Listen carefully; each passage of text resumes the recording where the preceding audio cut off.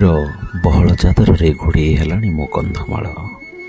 ରାସ୍ତା କଡ଼ରେ ଦୁରାଗତ ଅତିଥିଙ୍କ ଗାଡ଼ିର ଲମ୍ବା ଧାଡ଼ି। ଶୀତ ସକାଳରେ କାକର ବୋଳା ହାତରେ ଗରମ ଚାହା କପ୍ ଧରି ସବୁଠି ଚାଲିଛି ପ୍ରକୃତି ରାଣୀ କନ୍ଧମାଳର ଚର୍ଚ୍ଚା।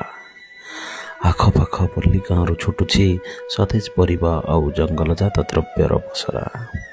ଅଦା, ଝୁଣା, ମହୁ, ହଳଦୀ ଆଉ ପାଳୁଅ ସାଙ୍ଗକୁ ହରିଡ଼ା, ବାହାଡ଼ା, ଅଁଳାର ଭଳିକି ଭଳି ଅମୂଲ୍ୟ ପଦାର୍ଥ। ପକ୍ଷୀମାନେ ବାହାରି ଗଲେଣି ନିଜ ନିଜ ବସାରୁ ଖାଦ୍ୟର ସନ୍ଧାନରେ।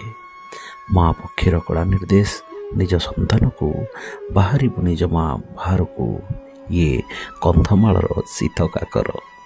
ବୃଦ୍ଧ ବନ୍ଧୁ ମଧ୍ୟ ମୋର ଜୋତା ମୋଜା ପିନ୍ଧି ଶୀତୁଆ ସକାଳକୁ ଉପଭୋଗ କରୁଛି କନ୍ଧମାଳ ଷ୍ଟାଡିୟମ ଆଉ କରୋନେସନ ଗ୍ରାଉଣ୍ଡରେ। ସତରେ ଏଠି ସମସ୍ତେ ପ୍ରସ୍ତୁତି ଅତିଥିଙ୍କ ସ୍ୱାଗତକୁ।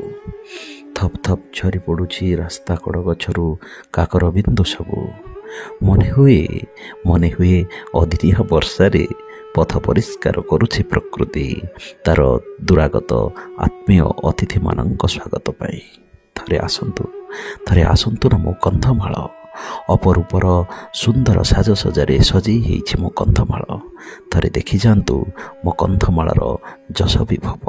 ଆସନ୍ତୁ।